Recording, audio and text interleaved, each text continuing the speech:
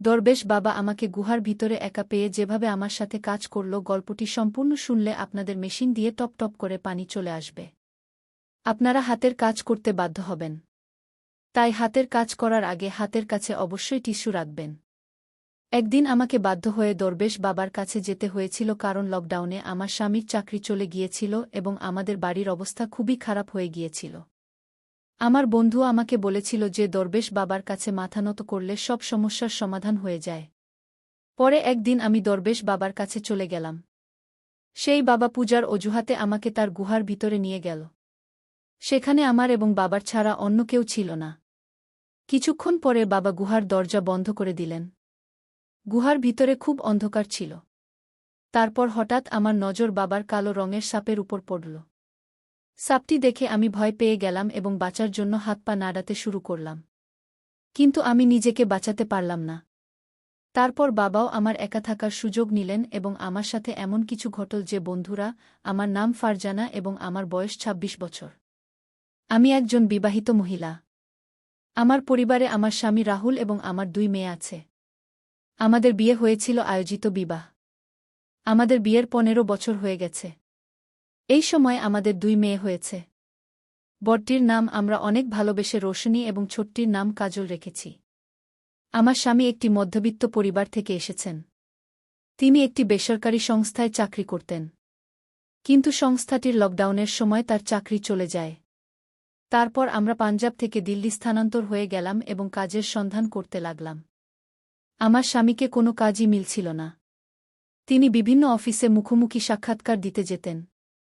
কিন্তু তবুও তার চাকরি হচ্ছিল না। এই কারণে আমাদের বাড়িতে প্রায়ই টাকা নিয়ে ঝগড়া হতে শুরু করল। এখন বাড়ি তো টাকাতেই চলে। সাধারণ মানুষের চাহিদা কখনো শেষ হয় না। সীমিত টাকা থাকার কারণে আমরা খুব বেশি মানসিক চাপ থাকতে শুরু করেছিলাম। আমাদের দুজনের মধ্যে এখন আরও বেশি ঝগড়া হতে শুরু করেছিল। আমি খুবই বিপর্যস্ত হয়ে পড়েছিলাম। তারপর একদিন আমি আমার বন্ধুকে এই সব কথা বললাম এবং সে আমাকে বলল যে একজন বাবা আছেন যিনি দরবেশ বাবা নামে বিখ্যাত। বলা হয় যে তার কাছে গেলে সকলের সমস্যার সমাধান হয়ে যায়। দূরদূরান্ত থেকে মানুষ তার কাছে মাথা নত করতে আসে। সেই বাবাকে মানুষ অনেক বড় মর্যাদা দিয়েছে। বলা হয় যে সেই বাবা মনের শক্তি দেন এবং মানুষের দুঃখকষ্ট দূর করেন। আমি আমার স্বামীকে এই সব কথা বললাম। আমার স্বামী এই সব কথায় বিশ্বাস করতেন না। তিনি আমাকে বললেন, তোমার যদি যেতে হয় যাও, কিন্তু আমাকে এই সবের জন্য জোর করো না। আমি ইতিমধ্যেই খুব বিপর্যস্ত গিয়ে আমি ভাবলাম যে আমি আমার স্বামীকে বাবার কাছে যেতে বেশি জোর না করাই ভালো। যদি তিনি আমাকে যেতে বারণ করে দেন। পরে আমি একাই চলে যাওয়ার সিদ্ধান্ত নিলাম, কারণ আমার স্বামী আমাকে যাওয়ার অনুমতি দিয়েছিলেন। আমাদের বাড়ির অবস্থা খুবই খারাপ হয়ে গিয়েছিল। তাই আমি বাধ্য হয়ে দরবেশ বাবার কাছে যাওয়ার পুরো প্রস্তুতি নিলাম। আমি ভাবছিলাম যে হয়তো তার কাছে আমাদের সমস্যার সমাধান আছে। পরের দিন আমি গোসল করে একটি ভালো শাড়ি পরে বাবার আশ্রমে চলে গেলাম। বাবা দেখতে ৮৫ থেকে ৫০ বছর বয়সের মনে হচ্ছিল। তার চারপাশে ভক্তরা বসেছিল।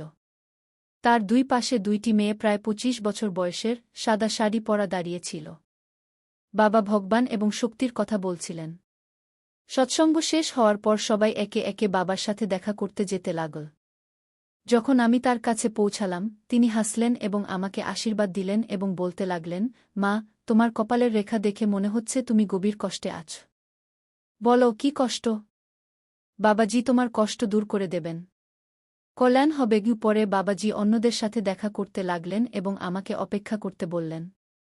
আমি পাশে বসে অপেক্ষা করছিলাম। সবাই চলে যাওয়ার পর বাবাজি আমাকে ডাক পাঠালেন, তখন আমি তার কাছে গেলাম।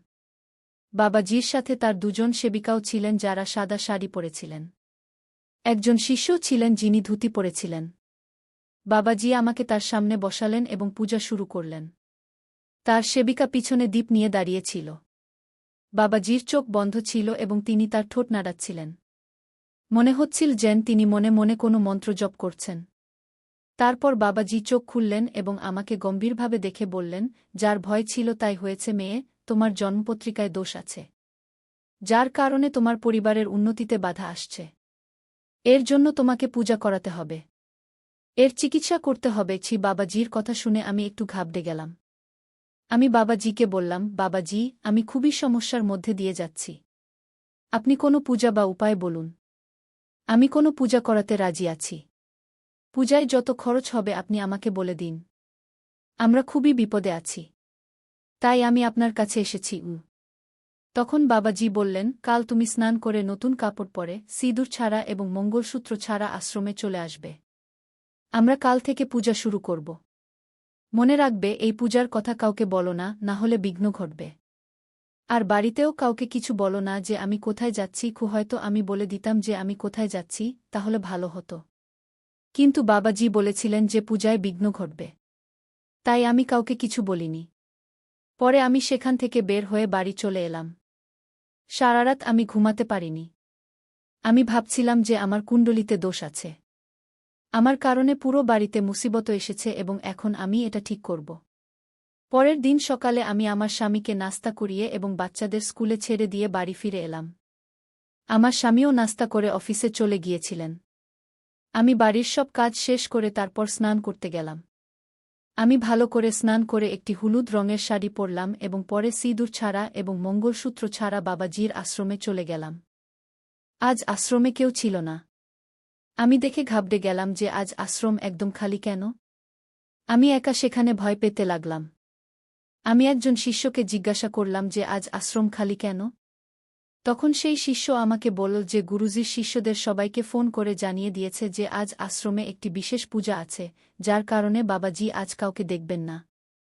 আমি সেখানে পৌঁছলে বাবাজির সেবিকারা বলল যে বাবাজি গুহার ভিতরে আছেন এবং তিনি তোমারই অপেক্ষা করছেন। সে আমাকে বলছিল, তুমি খুবই ভাগ্যবতী যে তোমাকে বাবাজির কাছে গুহার ভিতরে যাওয়ার সুযোগ মিলেছে, কারণ বাবাজি গুহার ভিতরে সবাইকে ডাকেন না। তারপর সে আমাকে গুহার ভিতরে যাওয়ার পথ দেখাল। সে আমাকে গুহার ভিতরের একটি কক্ষে নিয়ে গেল। সেখানে একটি বিছানা ছিল এবং সেই বিছানার সামনের জায়গায় বাবাজি একটি যজ্ঞের বেদি তৈরি করেছিলেন। আমি ভাবলাম যে এখানেই বাবাজি যজ্ঞ করেন এবং পরে রাতে ঘুমান। আমার ভাবনা থামিয়ে দিয়ে তার একজন শিষ্যা বলল, তুমি একদম সঠিক জায়গায় এসেছ। বাবাজি তোমার সব ইচ্ছা পূরণ করে দেবেন। তার কাছে বিশাল শক্তি আছে। তুমি বাবাজির সাথে এখানেই বসো। আমরা বাইরে যাচ্ছি। তুমি কি কাউকে বলনি যে তুমি এখানে এসেছ? আমি মাথা নেড়ে না জানালাম। বাবাজি আমাকে বসতে বললেন। আমি আর বাবাজি সেখানেই মেঝেতে বসে গেলাম। বাবাজি মন্ত্র পড়ে আগুনে ঘি ঢালছিলেন। তিনি মন্ত্র উচ্চারণ করতে থাকলেন। তারপর একজন সেবিকা বাইরে থেকে দুধের গ্লাস নিয়ে ভিতরে এল। বাবা কিছুটা দুধ আগুনে ঢাললেন আর বাকি দুধ হাতে নিয়ে কিছু মন্ত্র বললেন। তারপর সেই দুধ আমাকে পান করতে দিলেন। বাবা বললেন, এটা পান করো। কিন্তু আমার ভয় হচ্ছিল যে কিছু ভুল না হয়ে যায়, কারণ এখানে আর কেউ ছিল না।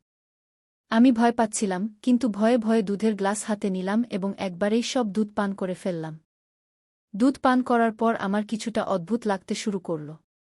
হঠাৎ করেই আমার মাথা ঘুরতে লাগল। আমার চোখের সামনে অন্ধকার নেমে এল। আমি অচেতন হয়ে যাচ্ছিলাম। আমি মেঝেতেই পড়ে গেলাম। আমার মনে হল হয়তো দুর্বলতার কারণে আমার মাথা ঘুরছে। প্রথমে আমি কিছুই বুঝতে পারছিলাম না। কিছুক্ষণ পর যখন আমার অল্প জ্ঞান ফিরল, তখন আমি বুঝতে শুরু করলাম আমার সাথে কি কি ঘটছে। কিন্তু আমি এর বিরোধিতা করতে পারছিলাম না, কারণ আমি পুরোপুরি সচেতন ছিলাম না। আমি অনুভব করছিলাম যে কয়েকজন মানুষ মিলে আমাকে তুলছে। তারপর তারা আমাকে বিছানায় শুইয়ে দিল। আমি চোখ খুলে সব দেখতে পাচ্ছিলাম, কিন্তু কিছু করতে পারছিলাম না। তারপর সেই বাবা তার শিষ্যদের বাইরে অপেক্ষা করতে বললেন। বাবা পূজা শুরু করলেন। আমি বাবার এই কাজ দেখে হতবাক হয়ে গেলাম। আমি ভাবতে লাগলাম, এটা কোন ধরনের পূজা? আমার স্বামী তো অনেক দিন থেকে আমাকে স্পর্শ করেনি, কারণ সে তার সমস্যায় জড়িয়েছিল। বাড়ির সমস্যা দেখে আমি নিজেই খুব বিপর্যস্ত ছিলাম। যদি আমি বিপর্যস্ত না হতাম, তবে কখনো এই ভণ্ড বাবার কাছে পূজা করাতে আসতাম না। বাবার কাছে আসার আগে আমি ভেবেছিলাম, যদি একটি পূজা করালে আমাদের বাড়িতে সুখসমৃদ্ধি আসে, তবে এতে ক্ষতি কি? কিন্তু আমি জানতাম না যে এখন বাবা আমার সাথে এমন আচরণ করবে। আমি অর্ধচেতন অবস্থায় বাবার দিকে তাকিয়েছিলাম। সে আমাকে বলতে লাগল, মেয়ে, একদম শান্ত হও আর পূজা করো। আমি তোমার সব সমস্যা দূর করে দেব। তোমার বাড়িকেও শুদ্ধ করতে হবে। কোনো দিন তোমার বাড়িতে গিয়ে বাড়িটাও শুদ্ধ করে দেব। কিন্তু এখন আমি ধীরে ধীরে বুঝতে পারছিলাম যে কিছু ভুল হচ্ছে। তারপর বাবা বলল, কেমন লাগছে মেয়ে? তোমার মনে যে কোনো সমস্যা আছে তা দূর করে দাও। তখন বাবা জোরে জোরে মন্ত্র উচ্চারণ করতে লাগলেন। সকালে যখন আমি বাড়ি থেকে বেরিয়েছিলাম, তখন আমি খুব খুশি ছিলাম যে পূজা হয়ে গেলে বাড়িতে কিছু বরকত আসবে। কিন্তু আমি একটি বড় ভুল করেছিলাম যে আমি কাউকে এখানে আসার কথা বলিনি। এখন যদি আমি বিরোধিতা করি, তবে এই বাবা আমাকে মেরে ফেলবে এবং কেউ কিছু জানতেও পারবে না। আমি সেখান থেকে পালাতে চাইছিলাম। কিন্তু নেশার কারণে আমি কিছুই করতে পারছিলাম না। এখন আমি বুঝতে পারছিলাম যে আমি কোথায় এসে কত বড় ভুল করে ফেলেছি। এখানে তো কিছু ভুল কাজ হয়। বাবা তো মানুষের বিশ্বাস নিয়ে খেলা করে। আমার মাথায় অনেক প্রশ্ন ঘুরছিল যে আমি এখানে আসার ভুল কেন করলাম। বাবা আমাকে বলছিলেন, সাবাস পুত্রী, তুমি খুব ভালোভাবে পূজায় অংশ নিচ্ছ। তুমি এভাবেই পূজা করতে থাকো। আমি তোমার ঘরের সব সমস্যা দূর করে দেব। কিন্তু আমি তো জানতাম বাবার কোনো সমস্যা দূর করছেন। আমি সেই দিনই ঠিক করে নিয়েছিলাম, একবার আশ্রম থেকে বের হয়ে গেলে আমি এই বাবাকে ছাড়ব না। আমি ভালোভাবেই বুঝে গিয়েছিলাম বাবার ডেরায় কি কি অন্যায় কাজ হয়। এখন আমাকে বাবার ডেরায় হওয়া অন্যায় কাজের খবর ফাঁস করতে হবে। যদি আমি এমন না করি, তাহলে কে জানে এই বাবা আর কত নারীর শরীর নিয়ে খেলবে এবং কত ঘর ধ্বংস করবে। মাধ্যমের সময় প্রায় 2 ঘণ্টা পর আমার জ্ঞান সম্পূর্ণ ফিরে এল। বাবা আমাকে বললেন, পুত্রী, তোমার পূজা সম্পন্ন হয়েছে। এখন তুমি বাড়ি যেতে পারো। তোমার সাথে সব ভালো হবে। আমি খুব ভালোভাবে পূজা করেছি এবং মন্ত্র উচ্চারণ করেছি। এখন তোমার স্বামীর নতুন চাকরিও হয়ে যাবে এবং তুমি সুখে জীবন কাটাবে। কিন্তু আমি তো দৃঢ়প্রতিজ্ঞ ছিলাম যে বাবার মুখোশ উন্মোচন করবই। যদি আমি এমন না করি, তাহলে এই বাবা সরল মানুষদের তার জালে ফাবে এবং তাদের লুটতে থাকবে। তারপর বাবাকে ছেড়ে দিয়ে আমি গুহা থেকে বের হয়ে এলাম। আশ্রম থেকে বের হওয়ার পর আমি অনেক ভেবেচিন্তে সরাসরি পুলিশ স্টেশনে চলে গেলাম। পুলিশ স্টেশনে গিয়ে আমি বাবার বিরুদ্ধে অভিযোগ লিখিয়ে দিলাম। বাবা আমার সাথে যা যা করেছিলেন, আমি সবকিছু সেখানে বলে দিলাম এবং পুলিশকে নিয়ে বাবার আশ্রমে পৌঁছে গেলাম। পুলিশ বাবাকে গ্রেফতার করল। আজ সেই বাবা জেলের ভেতর তার অপরাধের শাস্তি ভোগ করছে। যখন আমি সেই বাবার বিরুদ্ধে আওয়াজ তুললাম, তখন পরে আরও অনেক মেয়ে সামনে এল যাদের সাথে বাবা অন্যায় করেছিলেন। বাড়ি যাওয়ার পর আমি সাহস করে আমার স্বামীকে সবকিছু বললাম যা বাবা আমার সাথে করেছিলেন। আমার স্বামী আমার সব কথা বুঝলেন এবং আমাকে বললেন, আমি এই কারণেই এই বাবাদের বিশ্বাস করি না। যারা বাইরে থেকে একরকম দেখায় আর ভেতরে অন্যরকম হয় গিয়ে। তিনি আমাকে বলছিলেন, যদি আমি তোমাকে সেই বাবার আশ্রমে যেতে বাধা দিতাম, তাহলে তোমার মনেও এই বাবাদের প্রতি বিশ্বাস থেকে যেত। আর তুমিই বা আমার বাধায় থামবে কেন? এখন আমার স্বামীর চাকরিও হয়ে গেছে। আমি যে বাবার বিরুদ্ধে অভিযোগ করেছিলাম, তাতে আমার স্বামী আমাকে পুরোপুরি সমর্থন দিয়েছিলেন এবং আদালত সেই বাবাকে যাবজ্জীবন কারাদণ্ড দিয়েছে। সে জেলের ভেতর তার অপরাধের শাস্তি ভোগ করছে। আমার প্রিয় বন্ধুরা, যদি তোমরা এমন আরও ইন্টারেস্টিং গল্প শুনতে চাও, তাহলে চ্যানেলটি সাবস্ক্রাইব করো এবং বেল নোটিফিকেশন অন করে রাখো। কমেন্ট বক্সে বলো আমার এই গল্পটি তোমাদের কেমন লাগল। কাল আবার এমনই আরেকটি ভিডিও নিয়ে দেখা হবে।